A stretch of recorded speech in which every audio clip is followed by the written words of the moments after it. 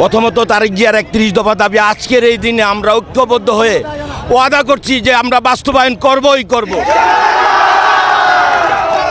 আর আমাদের মুসলিম উম্মার জন্য ফিলিস্তিনিদের যেই ঘটনা হচ্ছে আমরা সবাই মিলে যদি এটার প্রতিবাদ না করি তাহলে আমরা আর মুসলমানের কাতারে রইলাম না।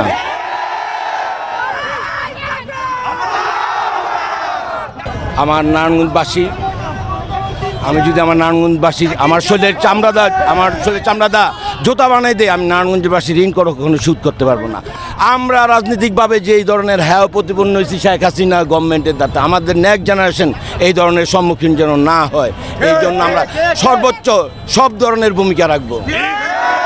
আমি যদি এখানে শুয়ে পড়তে পারতাম তারপরে আমি বলতে পারতাম, হ্যাঁ এই অনুভূতি আমি এখন গিয়ে আমার মার হাতে ভাত খাবো, এটাই আমার সবচেয়ে অনুভূতি।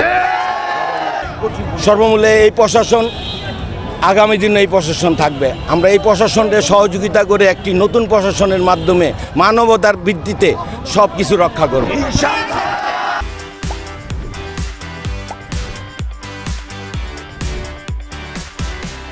নারায়ণগঞ্জের মাটির মানুষের নেতা জাকির খান দীর্ঘ 22 বছর পর নারায়ণগঞ্জে পদার্পণ করছে। ওনার নামের যতগুলি মিথ্যে মামলা এবং ষড়যন্ত্রমূলক মামলা ছিল সকল মামলাতে খালাস পেয়ে এবং ওনার কারা মুক্তি শেষে আজকে উনি এই জনগণের মাঝে ফিরে আসছে।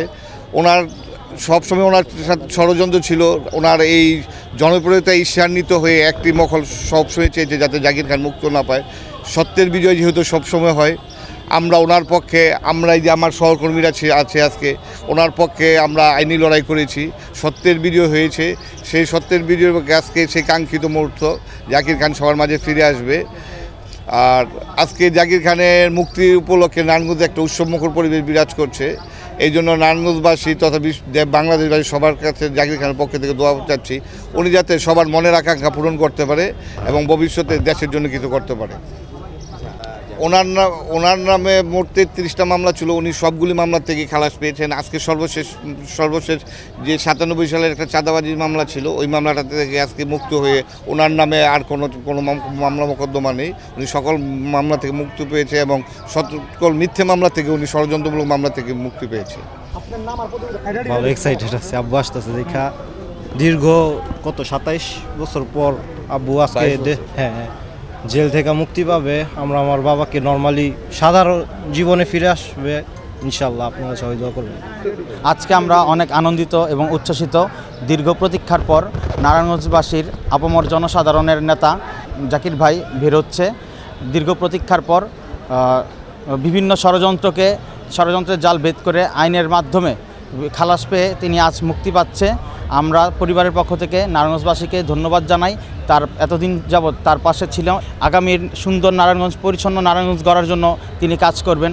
সবাই আপনারা জাকির খানের জন্য দোয়া করবেন, জাকির খান যেন সুস্থ থাকে, তার পরিবারের জন্য দোয়া করবেন। সবাইকে নিয়ে, নারায়ণগঞ্জবাসীকে নিয়ে যেন তিনি আগামীর দিনের সুন্দর নারায়ণগঞ্জ গড়তে পারে